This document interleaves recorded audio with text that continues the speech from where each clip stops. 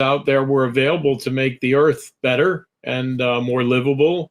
Perhaps the opportunity to explore was there. The road to space isn't paved with technology and rockets alone. It's built on the dream.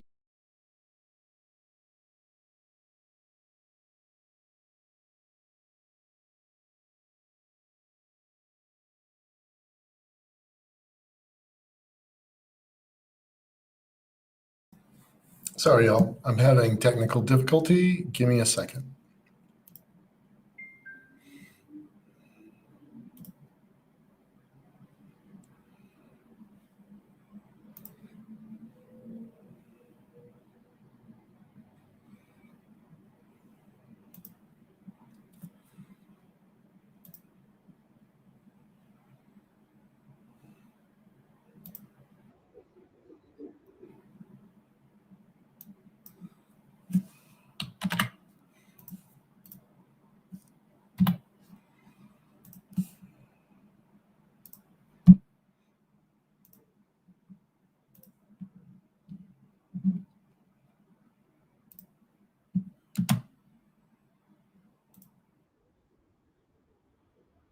Rockets alone.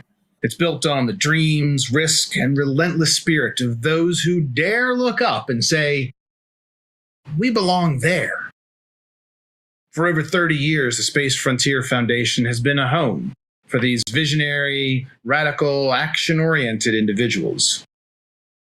Hear their stories, learn how space was shaped, and revel in the revolution of commercial space pioneers.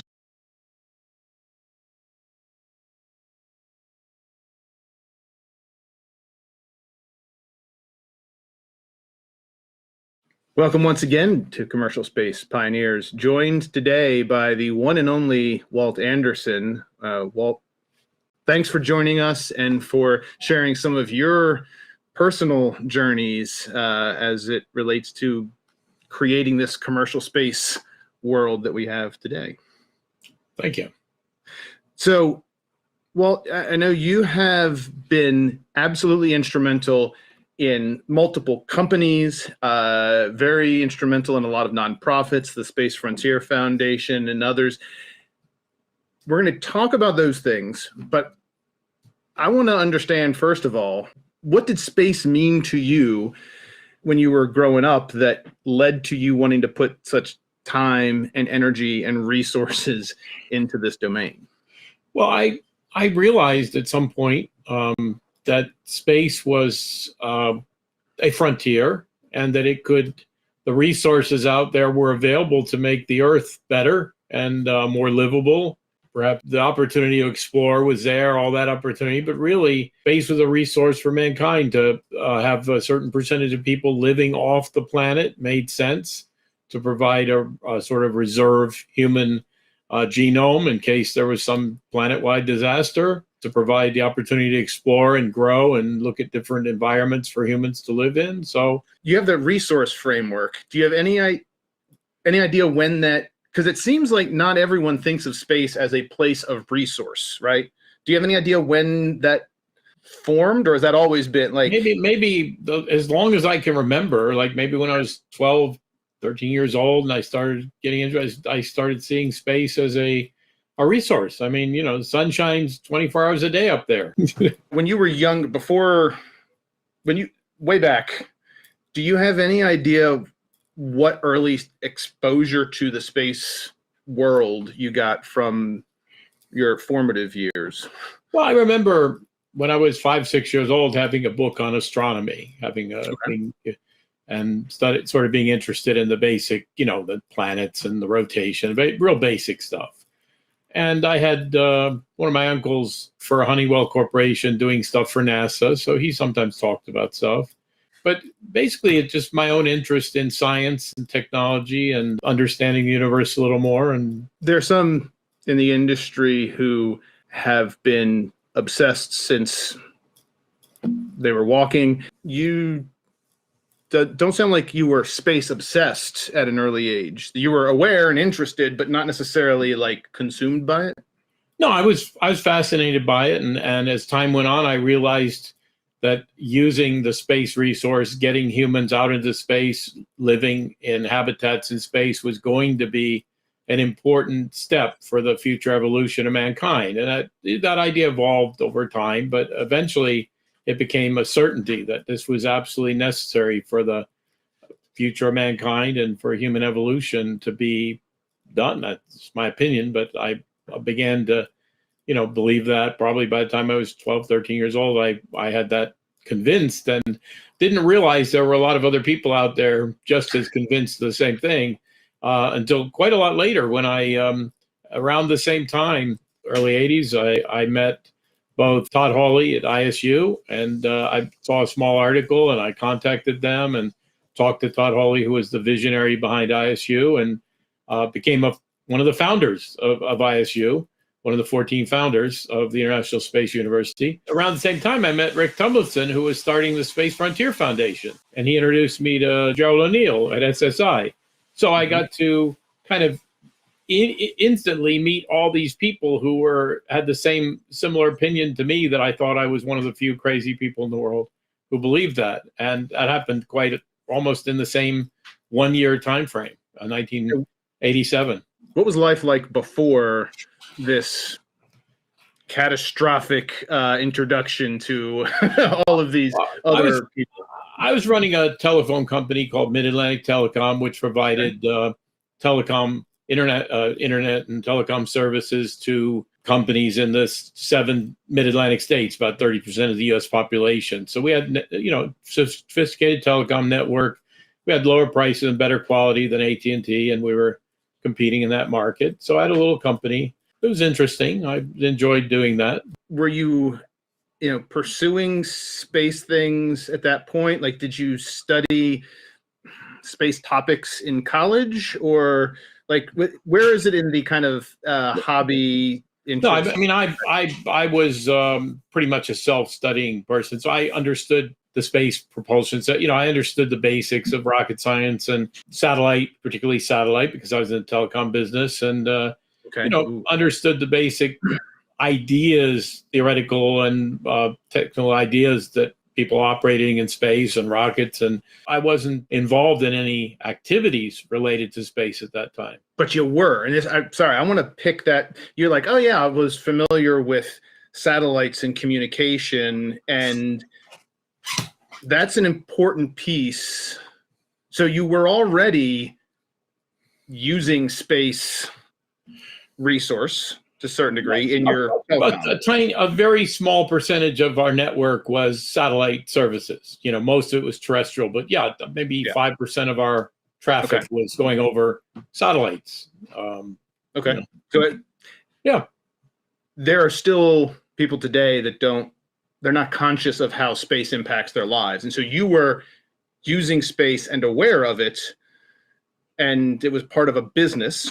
And then you get this this chance to meet some of the others. So were you the kind of guy that would be bringing up space conversations around the coffee pot or the water cooler and be like, oh my God, did you hear about this? Or was this just like a personal interest that? No, I would sometimes talk about the idea of mankind's, this evolutionary idea that not all your eggs in one basket idea of human beings, wondering how many human DNA sets needed to be off the planet to be safe for human beings, to protect their genetic heritage in case the Earth was destroyed in a catastrophic event or something. And this is, by my calculation, a while ago.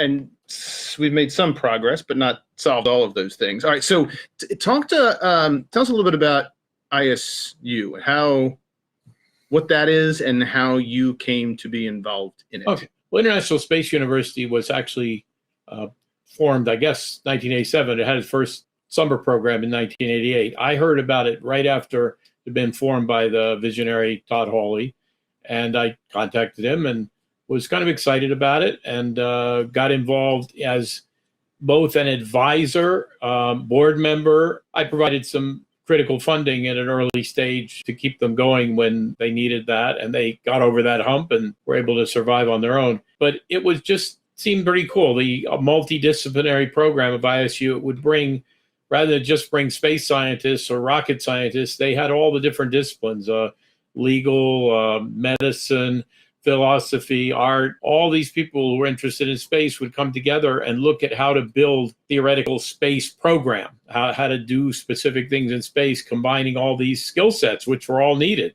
to make a successful space program. So the rocket scientists probably didn't leave ISU having learned a whole lot more about rocket science, but they certainly understood how their technology needed to be integrated with other disciplines to make a successful program. Pretty valuable. We had some amazing people there, like the designers of the Chinese Long March rockets came there as students to ISU. Plus, it was multicultural. So you had most years 20 to 30 different people from different countries.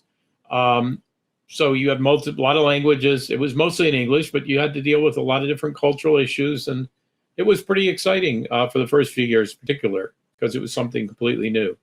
Obviously, funding and support is critical. Like none of this stuff, no bucks, no Buck Rogers. What was it, if you can, what was it about that was like, yeah, this is a cause worth putting capital to, thank you. And how did you come to make that decision that was a thing to? Well, the driving thing was, of course, it was a great idea, but I mean, the multidiscipline, multicultural really impressed me. It really was I thought that was really the right way to go, since Earth is a tiny planet in space and we're all here on this place. So the idea that we all would participate and it would be open to other cultures rather than just an American program, which most Americans thought NASA is the only company doing things in space. I thought that was pretty impressive. It turned out to work out very, very well. It actually was very successful to have the multidisciplinary, multicultural, and it's still going on. It's one of the few things I've done that's still doing what it was set up to do in the same way it was set up successfully. Most of the companies I've had have been sold off and ruined or screwed up or out of business. But this thing, from the first program in 1988 that was held at MIT till the current summer programs and the year-long graduate program held in Strasbourg, France, is still doing exactly that thing in mostly the same way successfully. Yeah, there's not that many organizations that have that longevity. So, okay, so ISU, you're supporting ISU. What was it about the Space Frontier Foundation? Were you part of National Space Society, or did you? No, I never been part of the National Space Society. They were too much U.S. government ass kissing for me. They really weren't very open to the international side. So I guess I was introduced, I think maybe Todd Hawley introduced me to Rick Tumlinson, and who was one of the founders of Space Frontier Foundation. And I liked Rick immediately. We liked each other, so we became friends. But he was sitting there in the New York Manhattan Harbor on the Enterprise, old Enterprise aircraft carrier, with a little office down in the bowels of the ship where he'd gotten free office space to start Space Frontier Foundation. So again, I thought it was a great idea to bring people together. Space Frontier Foundation always was attracted a lot of innovative, crazy people who wanted to do things differently and creatively. Many of the companies that are now successful in space started out with the people coming to Space Frontier, including, I hate to say the name, Elon Musk. He attended a number of years there, and before he knew what he wanted to do in space. And a number of other people who've created successful space enterprises were part of that enterprise, Space Frontier Foundation, before they went on to do things, because it was a great incubator to see what other people were doing and to associate with people who had the same vision. So besides it being a great idea and a compelling Rick Tumlinson, you were supporting the organization, some financial support perhaps. What else were you getting from the participation? It was a learning experience for me. I was doing this business, which was a fairly, telecom business. We had customers. It was interesting, but it wasn't the most I could do, the most interesting thing in the world I could do. But development of space seemed like something that was more difficult, that was actually challenging and difficult, but worth doing. And so much more interesting, meeting all the people involved, looking at the future possibilities of what might be done. And Yeah, it was exciting. I know the insider outsider dynamic doesn't fit. I'm going to use that as through this time you're supporting. Do you consider yourself a space insider, or are you still like an outside supporter? Other people are the insiders, and you're just. I don't know. I guess I'm kind of an insider. I mean, I was on the board of both ISU and Space Frontier. Okay. I was involved in trying to support a number of space organizations, all the way from AMROC to Rotary Rocket to a number of other various things, like trying to do missions to the moon and other things. So I think I'm pretty much on the inside of things. I mean, now, absolutely. But like back then, I think I quickly tried to get inside. Okay. It was so interesting. I wanted to be in the middle. That's why I was accepted a board position in both organizations. I also was very involved with the management of ISU. I mean, it was a small entrepreneurial organization, and I was running another small entrepreneurial organization. So I understood a lot about the dynamics of how to help ISU, not just financially, but also how to deal with some of the issues that come up in an organization of that size. And Todd and I were buddies, so we worked together well, and we helped each other. It sounds like the interpersonal relationships were essential in these like putting these things together. You're finding people that share common vision and are willing to put their shoulder to the wheel, metaphorically speaking, right? Yeah. I mean, these people were really, I mean, some of these people dedicated their life. Todd Hawley and Rick dedicated their life to this cause. Yeah. More so than me. I was, and I thought I was an enthusiast, but they, yeah. So we're now into early 90s. Like, are you still running the telecom, or? Yeah, I've in 1993, I sold that company and started another company in Europe called Esprit Telecom, doing very much the same thing, but now we're operating across international, we're operating in 12 European countries and offices all over Europe, and we're challenging the largest companies in the world, telecom companies in the world, like Telefonica is the largest company in Spain, and British Telecom, France Telecom, and we're actually competing head to head with these giant companies and kicking their ass. As you're doing that, how is your view, your understanding? So you've got the vision about our future, humanity's species future in space. How are events in the space world supporting or challenging that vision as you're coming through this time? Well, throughout all this time, the organizations, International Space University got support from national space agencies around the world. ESA, NASA, and the Space Frontier Foundation obviously had interconnection and communication with these organizations, but there was a certain frustration. I always believe in the free market and competition, and certainly in the US, there was no such thing in the space industry back in the 90s. There was a couple preferred vendors, cost plus contractors, the same people that make weapons, and they were the preferred vendors, and they were the ones who were going to supposedly build all the space stuff for the US government. They weren't very innovative. They were high cost. And so one of Space Frontier's goals all along was to promote competitive space, what's now called new space. And we've really worked hard to promote that and got a lot of our companies involved. Were always ended up with resistance. If they didn't join NASA and somehow become a NASA contractor and get inside NASA, NASA killed them, tried to kill them and destroy them. And it went on like that for a very long time. In Europe, there wasn't as much entrepreneurial space activity. ESA was actually relatively open to that compared to NASA, but they didn't have a lot of people in Europe promoting private space at that time.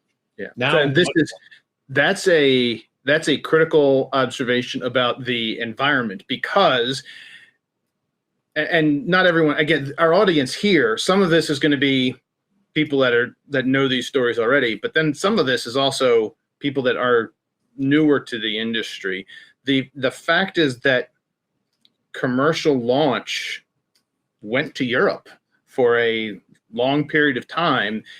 it's challenging sometimes to try and figure out how did the U.S., which had a leading position, lose it. Well, it's simple because it was all NASA. NASA was not going to allow another launch company to survive back in the 90s, whereas Europe was willing to have some very large companies go into the market and compete. And they did have some very successful technology at that time, Ariane and other organizations that supported them. So Europe was more open to the creativity of the private market, even though it was large contractors, than NASA. NASA had to have it invented there, built there by their special pet contractors, and that's it. Do you have a theory on why that was? I mean, why did the world turn into that? Do you have? I think it has to do with the fact that America at that time was still the great empire of the world, and NASA was their space agency. So a lot of people around the world look to NASA as the space agency in the world. I'd say the average person wouldn't even know NASA existed, or JAXA, the Japanese space agency, or that every other country, India had a space agency, Brazil had a space agency. Everybody looked to NASA. The great empire was going to solve all the problems. They had successfully gone to the moon first, so that was a milestone and a positive milestone. So I don't think people realized that that was not the way for ultimately humankind to get to space, that the government-only approach wasn't going to work ultimately. In the 90s, is that reality is that starting to dawn on people, or like there's a general public people, and then there's, certainly the Space Frontier Foundation became a lot bigger membership. A lot of people showed up there with ideas they wanted to do, creative ideas, and they were looking for funding and support, and I provided a little bit of that to some people, but it was very difficult to get traction because of this resistance from NASA.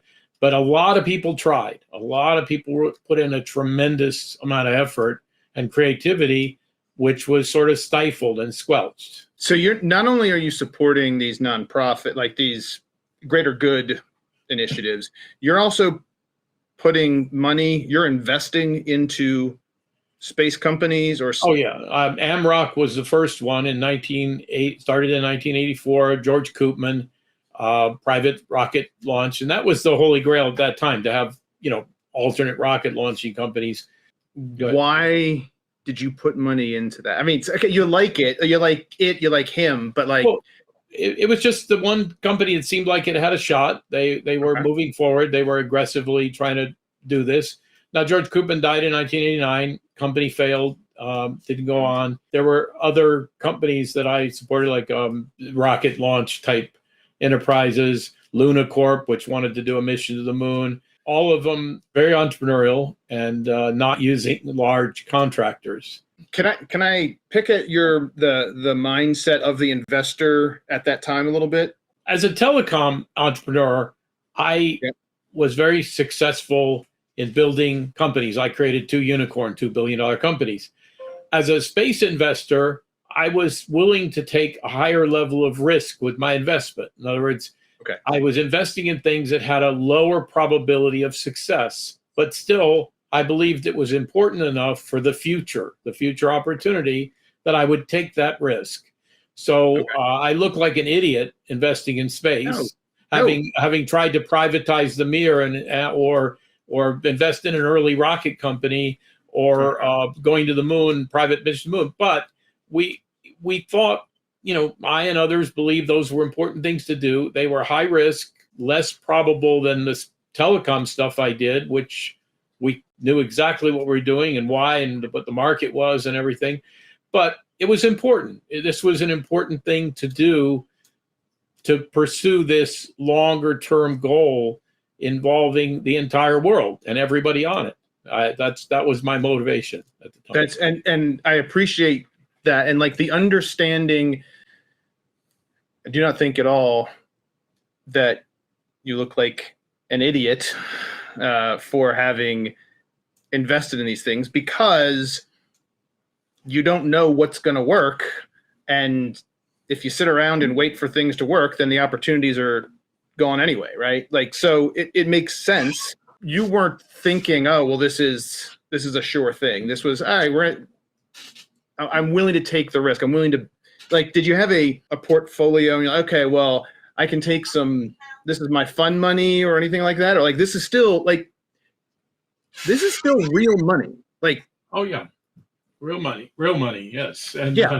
And not like, there's some people that think investment money is like something that comes out of thin air. It doesn't come out of thin air. It comes out of somebody's pocket. So like, you're putting your money where your mouth is over and over. well, it's like the joke: if you want to become a millionaire in space, you have to start out as a billionaire.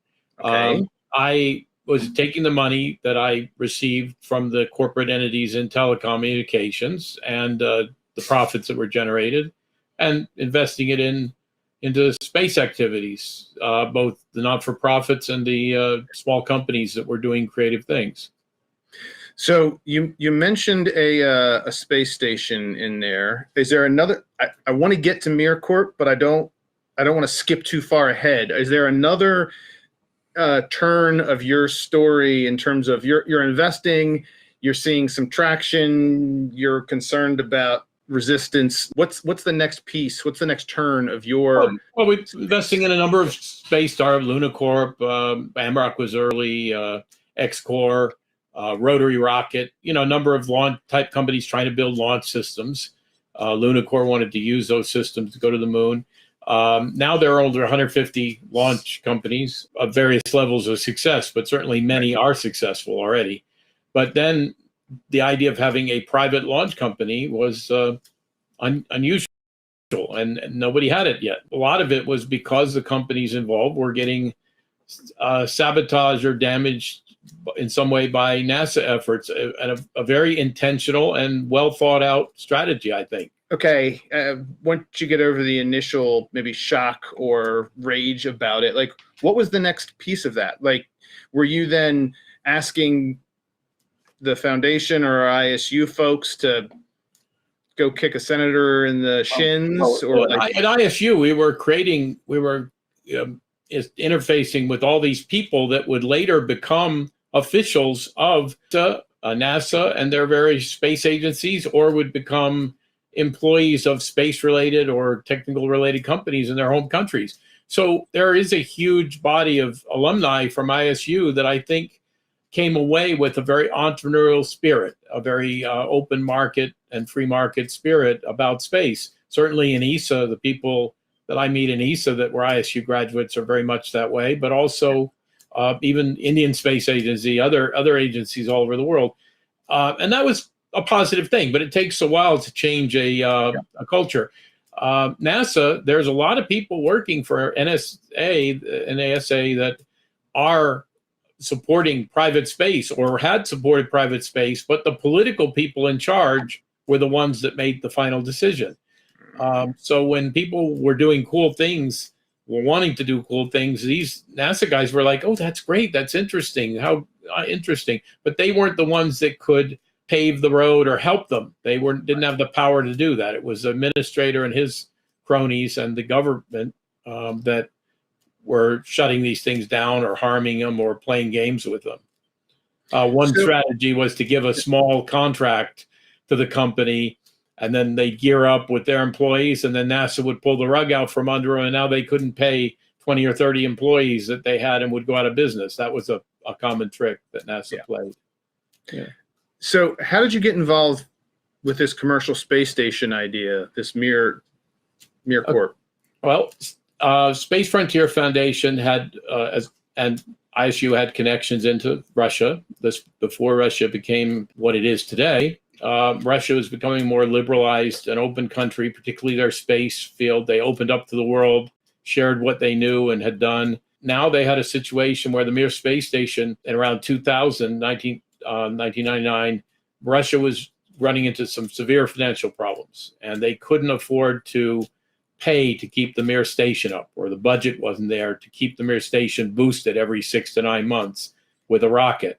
So they were going to deorbit it. That was the plan. And a number of people heard about it. Again, named Rick Tumlinson was one of the people who promoted this idea to save the Mir. So he started a campaign within Space Frontier Foundation. And the idea was to try to convince the Russians to, hey, find the money, save it. It's a resource. It's never been used for military. It's a peaceful space station. It's a value. It has a value. Well, the Russians came back to him and talked to him. He said, if you want to save it, help us find the money.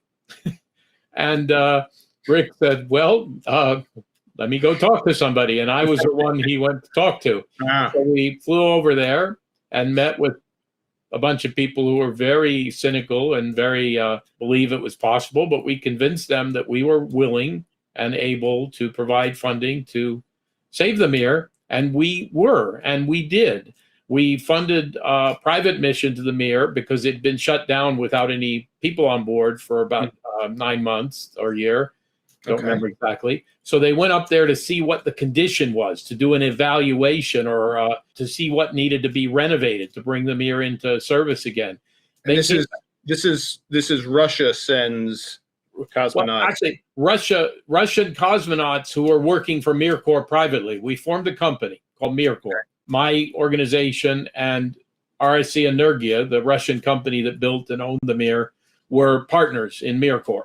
Okay. And my company provided the funding to support a mission to Mir, which was the first private mission to a private space station with private cosmonauts. So the cosmonauts were contracted to us. They were Russian-trained cosmonauts, but they were private cosmonauts when they went up to the Mir, because the Mir was a private space station at that time. So it's a very unique situation. They were going up there, working for a private company to evaluate the condition of this private asset that we now held the lease on, to see what would take to upgrade and bring it into the current technology. And we discovered that for less than $100 million US, we could fully renovate the Mir and make it a couple generations more modern than the ISS, which was currently being built. Once that became apparent, that was what really caused the asset to get upset. Oh my God, so many pieces in here.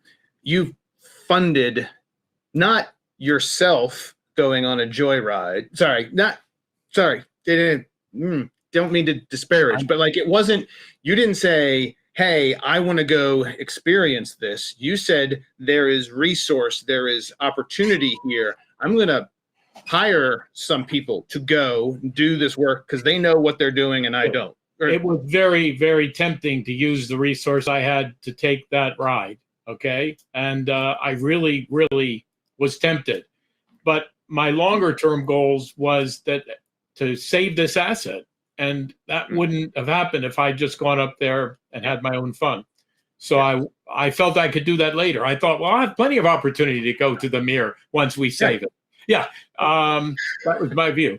Wrong. But that's treating this like a business, high risk, but still it's a business mindset rather than a, activity mindset. Well, it was also really, again, the future of mankind can be significantly affected by what we do in space.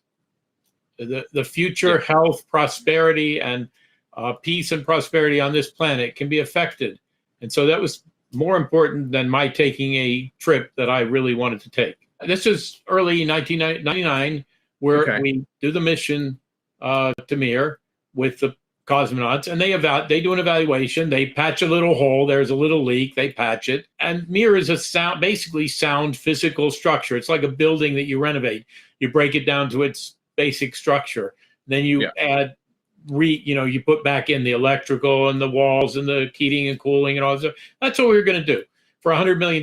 Now, at that time, ISS had reached the billion dollar mark, way over budget. And of course, the NASA depended entirely on Russian launch systems to launch certain components because the US didn't have heavy launch systems. So Russia had to launch the bigger components, and that they were partners in the ISS process to launch those heavy bits into ISS that ISS needed, the International Space Station needed.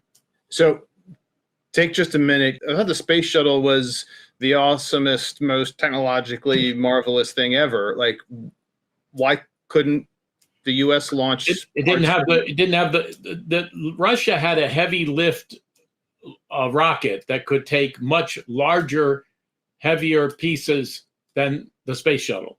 So the ISS was designed with the assumption that the Russians would launch those, and they did. They kept all their agreements. They launched these bits and made up critical parts of the ISS. Shuttle couldn't have done that. The hold wasn't big enough, and the weight lift capability wasn't big enough. Okay. Just in case, and again, growing up in a different era, the shuttle was the thing that represented U.S. space access, and it was so much more advanced than what anyone else was doing. But even in its being advanced, it did not mean that it was superior in all measures. Well, the shuttle never did what it was supposed to do. It was a technical failure. It was supposed to be able to be relaunched every 2 weeks. It turned out to have some serious problems that required months of preparation between launches. So NASA never admitted that. They celebrated its success, but actually the technology and the plan behind the shuttle failed, but they still worked with it. That's what they had, and they continue to work with it and launch every multiple months instead of every 2 weeks, which was what it was designed to do originally. Yeah. Even before that, you're saying you're the first, you and MirCorp were the ones to bankroll a private space, crewed human space. Right. We set up MirCorp. MirCorp funded this mission. And what was interesting is a fellow named Jeff Mamber became the president of MirCorp. Yep. Jeff came to me and he said, Walt, I got to talk to you. The guys at Russian Mission Control have come to me and they said that I'm the one who has to give the order to launch. I said, why? He said, because it's our space station, not theirs anymore. And I said, well, Jeff, have fun. Give the order, you know? And, yeah. Go. Yeah. You know, he didn't tell us that one in our conversation. So MirCorp, this sounds phenomenal. You've got a space station that's on orbit. You fixed it up. You have we didn't fix it up. No, we didn't fix it up. Okay. We needed $100 million to do that, and I didn't have $100 million. We went to Barclays Capital in the UK, and KPMG wrote a very sophisticated document in analyzing the situation. And Barclays Capital was about 6 months away from an IPO where they would raise us the $100 million, and they felt absolutely confident that worldwide they could easily raise $100 million for Mir. And we were ready to go forward and renovate the Mir station, and with that $100 million. And as I said, we would have been putting in air handling systems and computers and other things that were significantly more sophisticated than ISS. So we would have ended up with the old Russian Mir station being the most modern station, and ISS being second rate. And that really caused a lot of nervousness and upset on the part of NASA after spending $100 billion on their station.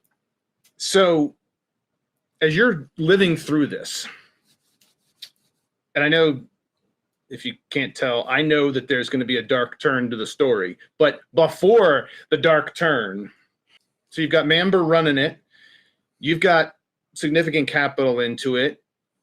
What are you doing day to day? Are you working and supporting MirCorp, or are you still doing? I'm working. I mean, I'm an executive. I'm chairman, co-chairman, vice chairman, the guy running the Russian company's chairman. I'm supporting Jeff in many hours a day, but I'm still running my telecom operation in Europe, doing my day job, you could say, but still spending a considerable amount of time on that. And we're very positive. We think we begin to look at all the things we could do. We want to do a lot of good, solid scientific research and both facilitate that so people can lease space and resource on the Mir to do that. We also realized that the way to get publicity was to do space tourism. In other words, take people to the Mir. When the cosmonauts went up on a private mission, they did a Radio Shack commercial. I don't know if people remember what Radio Shack was. They took a talking picture frame up, and it was one of the cosmonauts' birthday. So we handed it to him, and he opened it up, and there was a picture of his daughter saying, "Hi, Daddy," in the talking picture frame. Apparently, it was a surprise to him that we had it, but that was Radio Shack's commercial for their talking picture frames.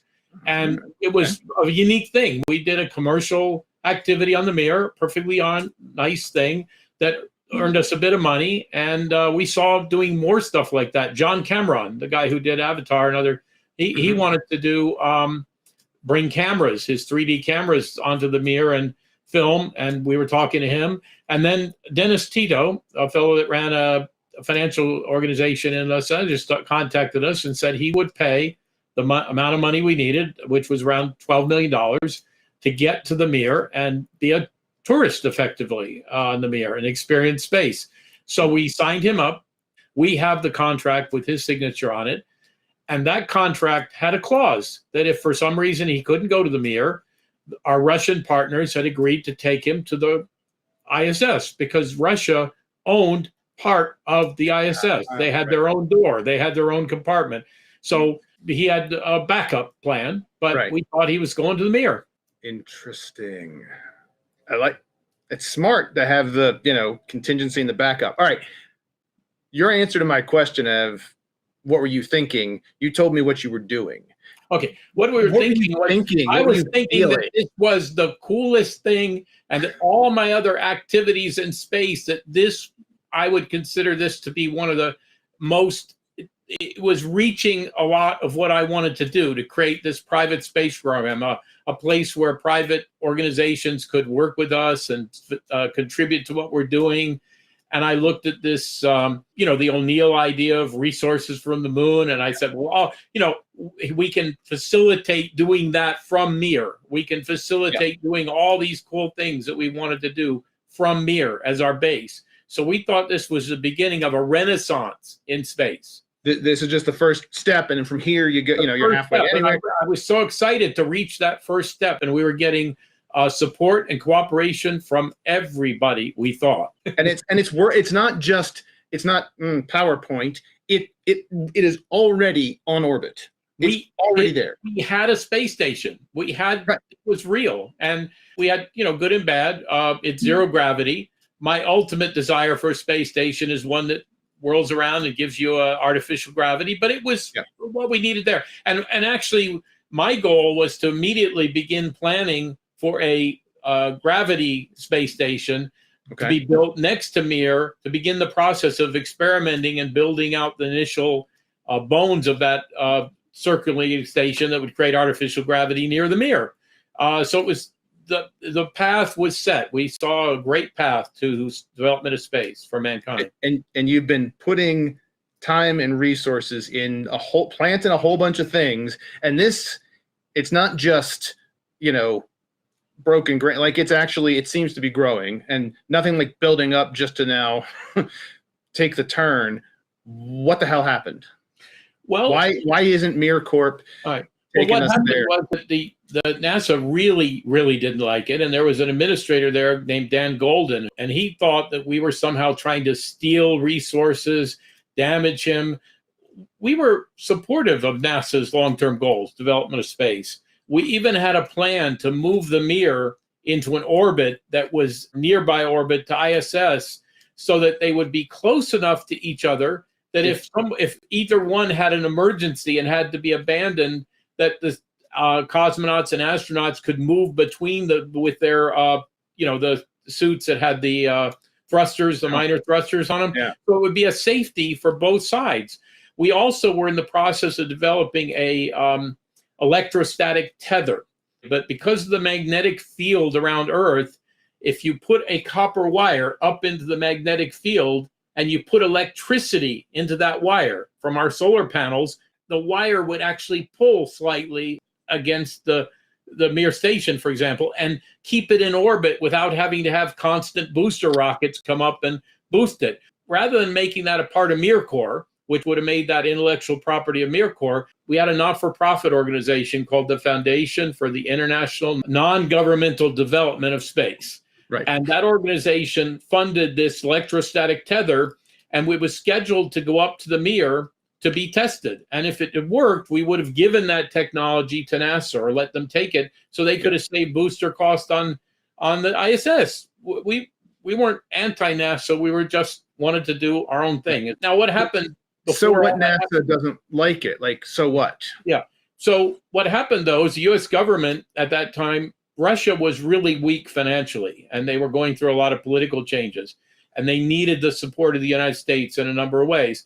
So the NASA was able to twist the arm of the Russian space agency to order the deorbit of the Mir, to order the deorbit of an asset that we were leasing.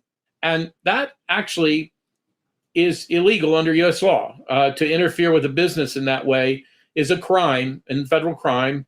But they didn't care. They did it. They convinced the Russian space agency to order the deorbit. It was ordered, and in April, I think it was April of 2000, the Mir entered the Pacific Ocean at a very high speed and ended our opportunity to create a private space program.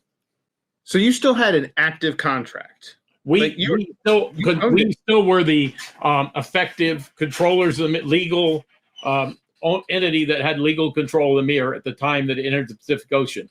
But the Russian space agency ignored our contract, and the U.S. government ignored their obligation not to interfere with private enterprise. They destroyed this asset before we could begin renovation, before we could raise the funds and do that. They destroyed the asset. Maybe good that you hadn't already done all the work and then they destroyed. But but this is crazy. This is not commercial piracy. It's piracy. It's a vicious, nasty, not invented here, small-minded piracy. And I began investigating. I knew who did. I knew who the culprits were, of course. I knew their names. But we wanted the smoking gun. We wanted the emails, the communication to prove it. Who damaged our business? Who destroyed the business? That triggered a response. The U.S. government has a lot more thugs who will be willing to follow orders than I did. I had no thugs.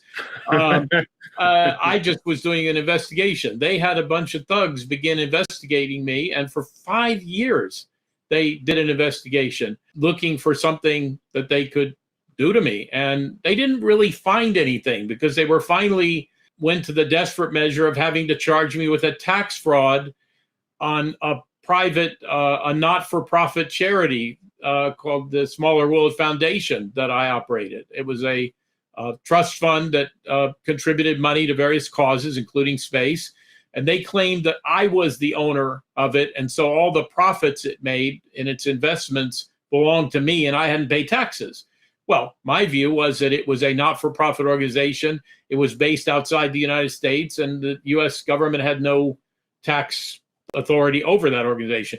But it didn't really matter whether the merit of their claims, the U.S. government claims, because they were the big empire.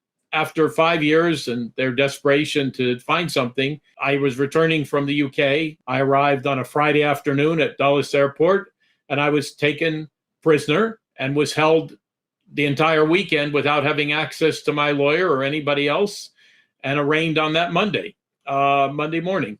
So in the span of a few minutes in the telling, you've gone from this space future is going to manifest to a chunk of metal in the ocean, and now you're, by trying to understand what happened, you're now in jail. I'm in the basement of a building in DC, and my lawyer can't even meet with me for 48 hours. And did you renounce space and all of these things then, or like what? Of course not. Of course not. I'm the ultimate recidivist. I have gone right back to doing what I did before, building companies in telecom that are helpful and useful to the world. And I intend to go back when I can, when I have the resources, to continue to promote space by building more than a outpost, but a real space station. How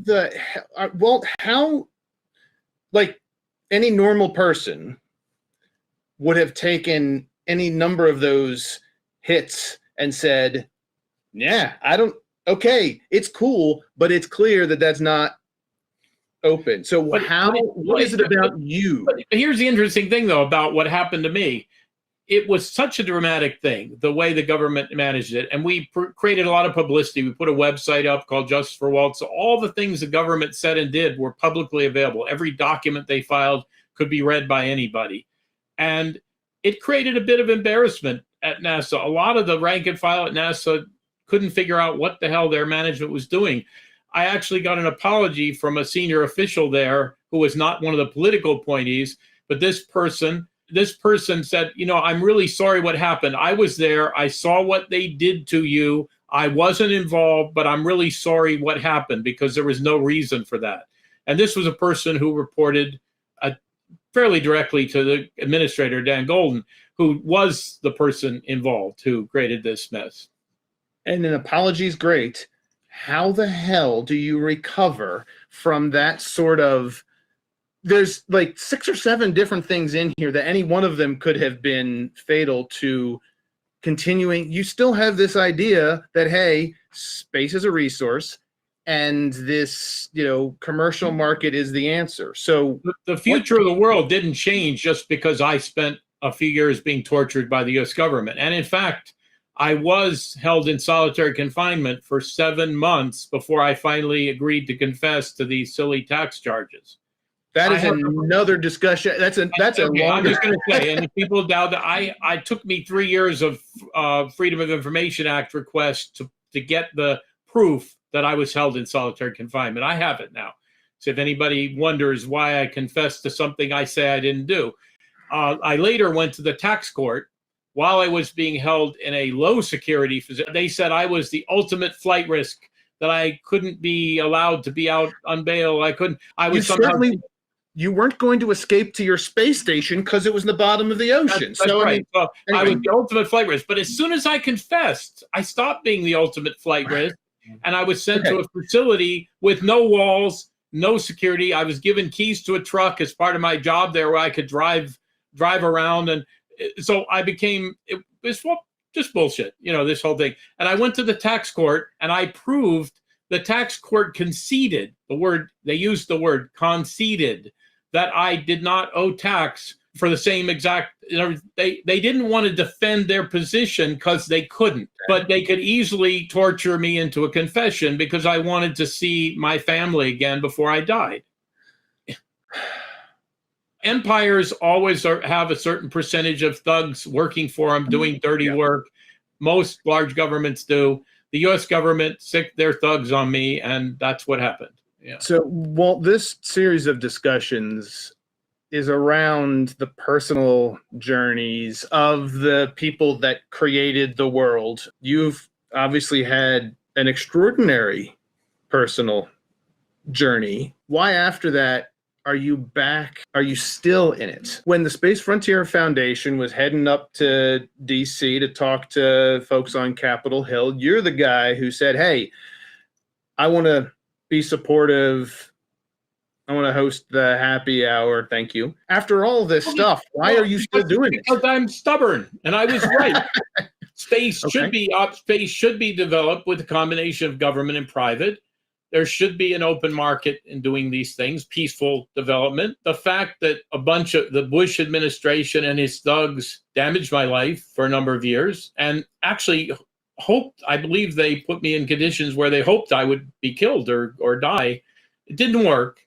So screw them. And I'm going to keep doing what I did before. I'm building a telecom company now that I hope will be successful. It may not, but I'm going to give it a shot.